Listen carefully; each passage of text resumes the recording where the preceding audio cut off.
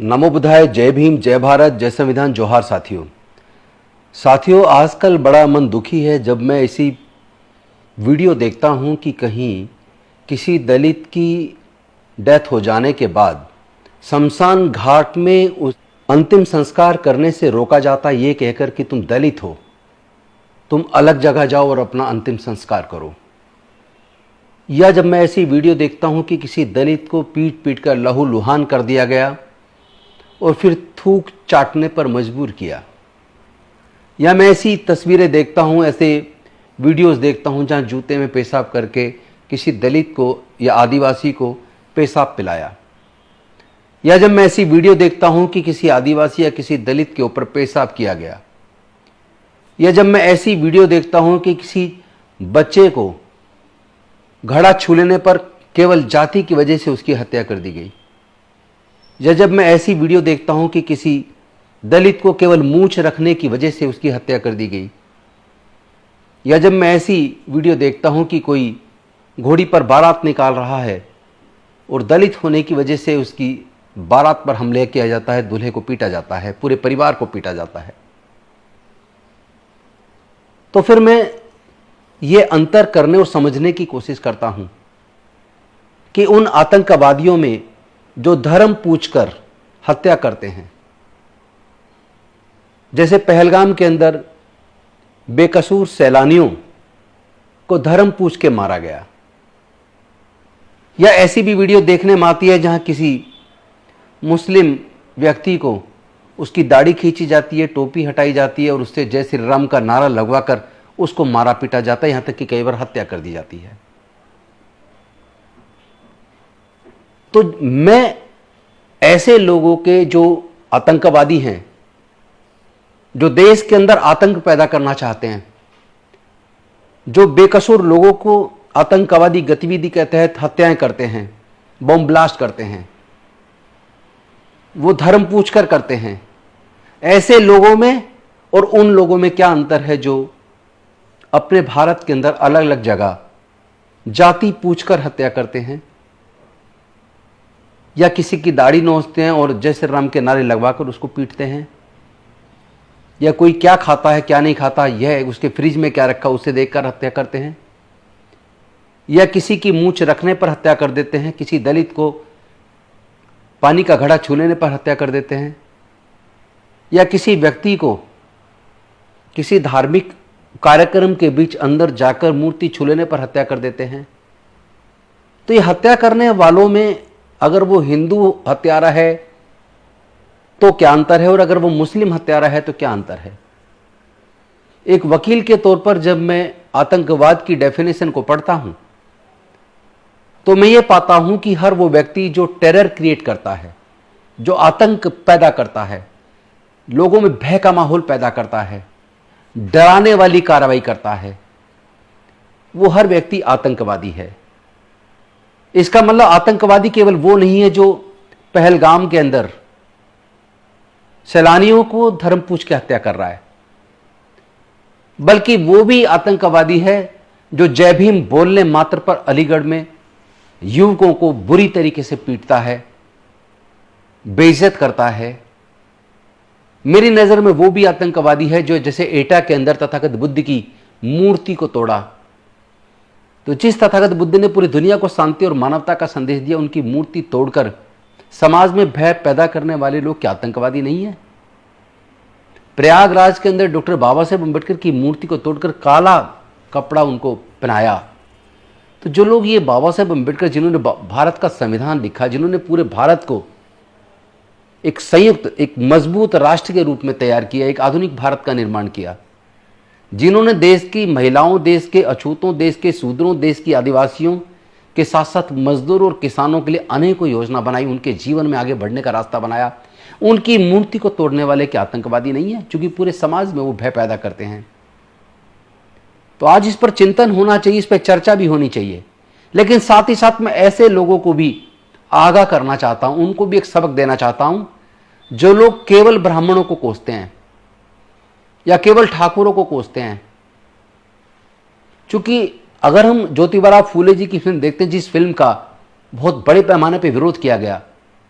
लेकिन उस फिल्म को देखने के बाद पता चलता यार, ज्योतिबा फुले जी के जीवन संघर्ष को पढ़ के, सावित्रीबाई फुले जी के जीवन संघर्ष को पढ़ के पता चलता है कि उन्होंने जो महिलाओं के लिए पहला स्कूल 1 जनवरी 1848 को खोला, वो इतना आसान न था। उनको स्कूल खोलने में भी जब घर छोड़ना पड़ा अपने पिता का, उनको शरण देने वाले, उनको स्कूल खोलने में मदद करने वाले कौन लोग थे? जब उसके बारे में पढ़ेंगे तो पता लगेगा कि फातिमा शेख के भाई उस्मान शेख, जो कभी कॉलेज में ज्योतिबा फुले जी के साथ पढ़ते थे, उन्होंने और उनकी बहन फातिमा शेख ने अपने घर में ज्योतिबा फुले और सावित्रीबाई फुले को न केवल शरण दी, बल्कि महिलाओं के लिए स्कूल खोलने में और फिर दलितों के लिए स्कूल खोलने में और फिर ये 20 स्कूल खोलने में उनका बराबर सहयोग किया। तो ये भी साथ में देखने में आता, उस सहयोग के अंदर कई ब्राह्मण अध्यापक भी थे जिन्होंने उनके साथ मिलकर इन स्कूलों को चलाने में अपनी भूमिका निभाई। जब मैं डॉक्टर बाबा साहेब अम्बेडकर को पढ़ता हूं तो यह भी देखता हूं कि उसमें भी कई ब्राह्मणों ने डॉक्टर बाबा साहेब अम्बेडकर जी के साथ सामाजिक न्याय की लड़ाई में उनका साथ दिया। इसका मतलब जाति बुरी नहीं होती, हमें किसी जाति से नफरत नहीं करनी चाहिए, बल्कि हमें जातिवाद से, मनुवाद से, ब्राह्मणवाद से नफरत करनी चाहिए। स्वर्ण जाति के भी जो लोग सामाजिक न्याय की लड़ाई में हमारे कंधे से कंधा मिलाकर साथ चलते हैं या न्याय के लिए अपनी आवाज बुलंद करते हैं, हमें उनके साथ भी खड़ा होना चाहिए, क्योंकि वो हमारे साथी हैं। अभी हमने देखा नेहा सिंह राठौर, जो लगातार सरकार से सवाल करती हैं, अपने व्यंग्य के माध्यम से भी वो सरकार पर प्रश्न चिन्ह लगाती हैं, उनके खिलाफ राष्ट्रद्रोह का मुकदमा दर्ज कर दिया। ये कैसी सरकार है जो खुद तो कोई कार्रवाई कर नहीं पा रही, खुद तो दोषियों को सजा नहीं दे पा रही, अनुसूचित जाति जनजाति पे होने वाले जुल्म को नहीं रोक पा रही, अनुसूचित जाति की घोड़ी पे बारात निकालने पे हमले को नहीं रोक पा रही, जय भीम बोलने पर हमले होने पे नहीं रोक पा रही। और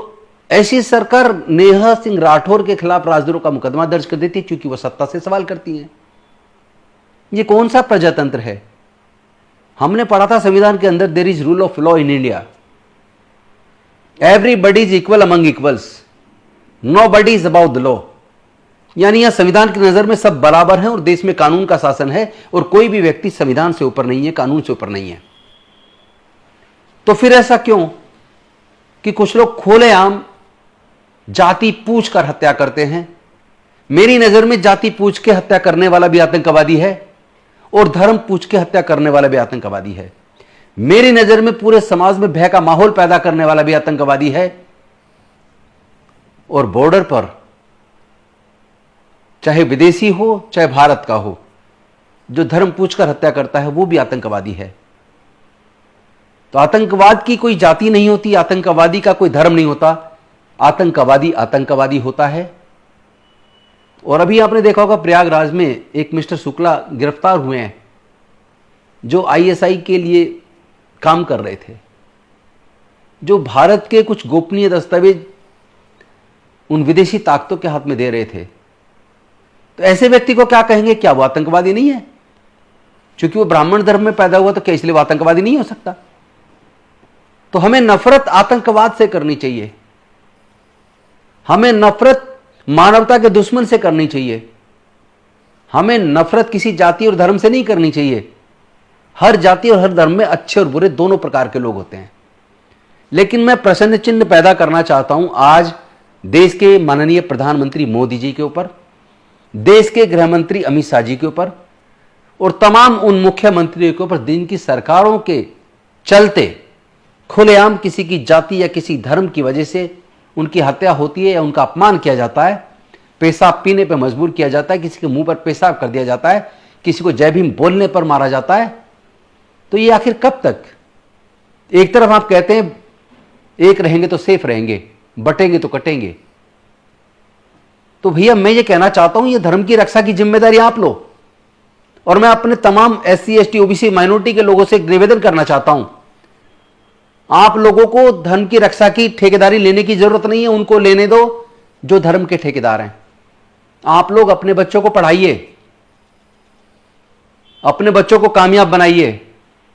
अपने बच्चों को अंधविश्वास पाखंडवाद से दूर कीजिए। अपने बच्चों में वैज्ञानिक दृष्टिकोण अपनाने के लिए उनको प्रेरित कीजिए। अपने लोगों में मानवता पैदा कीजिए। अपने लोगों में करुणा का भाव पैदा कीजिए, बंधुता का, मैत्री का भाव पैदा कीजिए। अल्टीमेटली नफरत से नहीं, प्यार से दुनिया चलेगी। बहुत बहुत धन्यवाद। नमो बुद्धाय। जय भीम, जय भारत, जय संविधान, जोहार।